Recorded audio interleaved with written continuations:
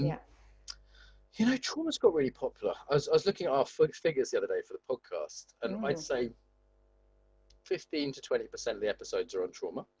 But of the top 10 episodes, 70% of them are on trauma.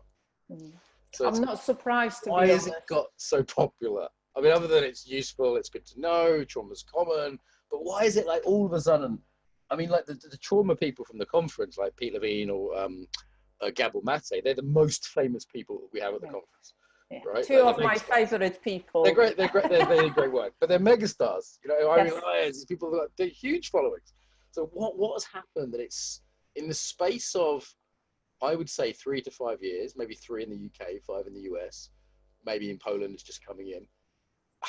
How and why has it got so big? I think personally because it's changed. The treatment and the description and the definition of trauma has changed. Where people used to think that it's only people who were officially diagnosed with PTSD, like war veterans or somebody who experienced an attack or that's what used to be classified as trauma. These days, in the last few years especially, the definition of trauma has changed. And one of the really lovely definitions that I read, and I was trying to remember before we were talking where I read it and who wrote it, but I couldn't remember. It just said it's simply too much or too little for too long. Wow. Yeah, overwhelm is another way I've heard it talked about. And there's people like Irene who talk about nervous system health. People that look at it as more of a memory issue. Some people who look at it more as an activation, just looking at it in terms of like too little or too much activation and, things that trigger that. So there's ways to talk about it now where you don't have to talk about child abuse, right? That's right. I mean, even to the point where it can get a little bit ridiculous sometimes, but I think there's a hot, because we're all on, if people say to me, have you been traumatized? I don't know how to answer. Like, do I go, well, these were the worst things that happened in my life. Maybe there was worse things, but they were pretty bad. Or do I say, well, we've all been traumatized. We've all got overwhelming experience. We've all got a degree of numbing, like this there was a period with COVID where there was like a collective numbing, where everyone was a little bit dissociated and spaced out. And then there was another period in the COVID curve where everyone was a bit hyper aroused and, panic buying. And it's sort of more broad ways to talk about it now. I think that's definitely a part of it, isn't it? Like the shame has gone a little bit. It's more known. Yes, I think that's a big thing, the shame. It's the same with mental health. That's been over the last few years. A lot of people have spoken out about depression, about anxiety, about OCD, about really, insomnia. Something that people never used to want to talk about at all because it was nobody wanted a label. Yeah. You didn't want to be, now having anxiety wouldn't be like a big deal. Depression. I think there's still some taboo around schizophrenia. I don't know many people who would freely admit sort of psychosis as a thing. But is there anything else what else is still taboo in the mental health world? Manic depressive, I think. A little bit. Bipolar, I think that's still a little bit there. Still there? I think that's getting better. What about personality disorders? No one's going to say they're a narcissist or a psychopath. That's still taboo. But this is one of the diagnoses that when I worked with mental health and substance misuse, most of my clients who came in, some of them had everybody had some kind of mental health diagnosis. Without a question. Some of them had 5 different ones. Wow, that's good going. 5. I got ADHD, PTSD, a little bit of OCD, and all of that kind of personality disorder. And you just kind of think, well, how is it? How can you have all of those different things in one person? I mean, they're all just extensions of normal personality traits, aren't they? If I look at my accountant or Daniela, who runs the conference, I mean, they've both got OCD professionally on their Excel spreadsheets, and they're paid to have OCD, but it hasn't gotten to a point where it's causing serious distress or disruption to their life, right? And were their life conditions different? Were they abused as kids? Were they having stress now? It might get to a point where it became a pathology rather than simply a professional skill, you know? So there is that. I think it's the same with trauma. It's exactly the same thing. That is, you have got PTSD. but you also can have a lot of undiagnosed trauma where there are trauma symptoms of the lower level. And the way that we're working with trauma at the moment, with the titration and the small practices like orienting and centering and grounding and embodied body scan and all of that kind of stuff, anybody would benefit from it. Right. Or culturally, right? Like when was the last time you were in Poland? Well, I have to think. In January. Okay, I've been there a couple of years ago. So I've been to Poland like a dozen times. I did a lot of dating, and my wife's a Polish-speaking Ukrainian.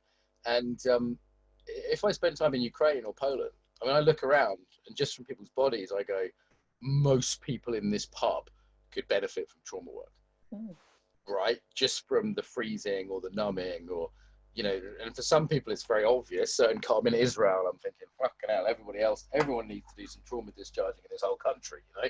And other times I'm like, it's just a few people if I'm in Norway, but there's definite ways in which we all benefit from it. And I'm a big fan of advocating people don't simply get well enough to survive, but get well enough to thrive. And, you know, I say to people, look, if you're not in crisis, if you have the money and the emotional resources and the stability, do trauma work then. Do trauma work on the stuff that's there under the surface, which is going to kick off when there's a COVID or when there's a divorce, or do you know what I mean? Because there's always stuff under the bonnet that you could do a bit of work on.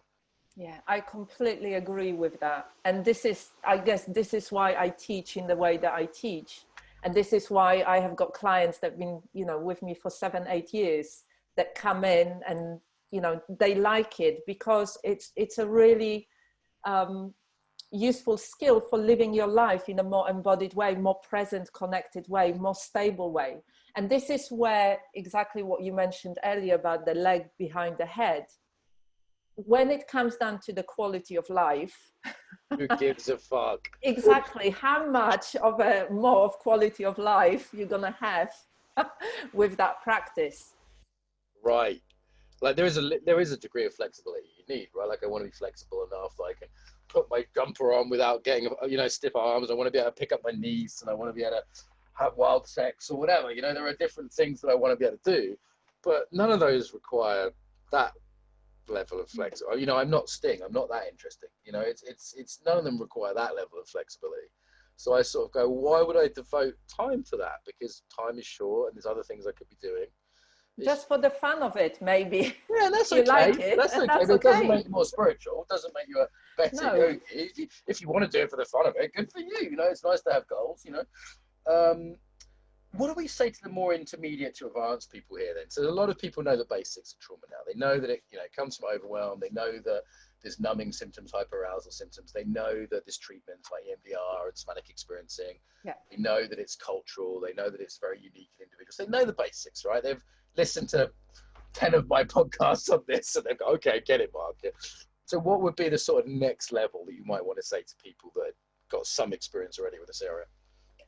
For me, I guess, for me, it would be how you're going to use it for the benefit of your community. How you're going to use it. If you've got some understanding of it, why not share it? And that's when we move into that social engagement with other people. You know, I'm part of some of the groups locally, like Women's Soroptimist International group. What, sorry?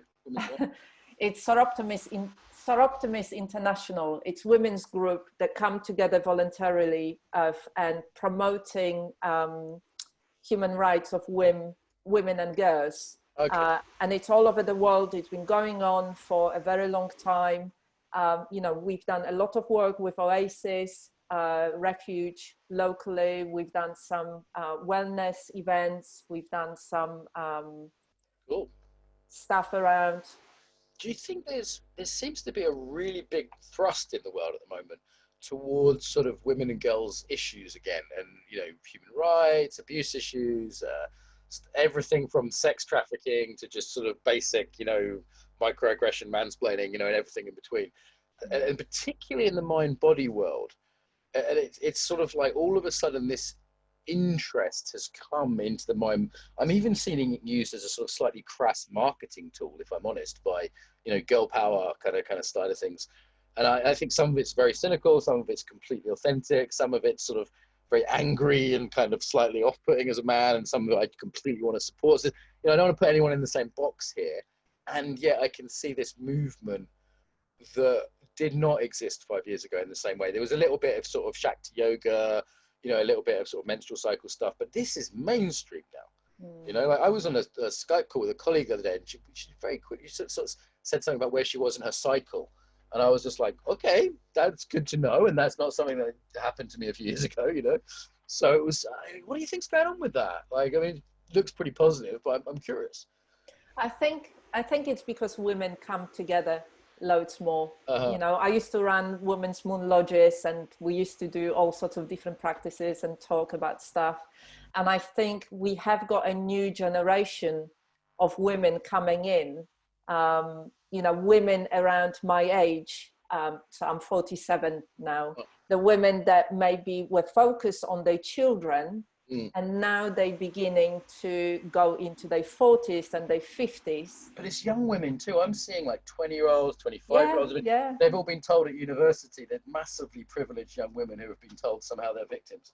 And I find that a little bit hard to stomach sometimes. But it does seem like it's across the board. I'm seeing it from sort of 20 to 50 kind of thing, I think in a sense it's a really positive thing. Yeah. And in a sense it has to swing one way to go the other way into the balance.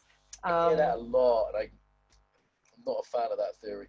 But yeah, and mostly I also think it's a positive thing, just for the record. I'm glad my niece is growing up in a world where this is a thing, where it's, there's those sort of things encouraged.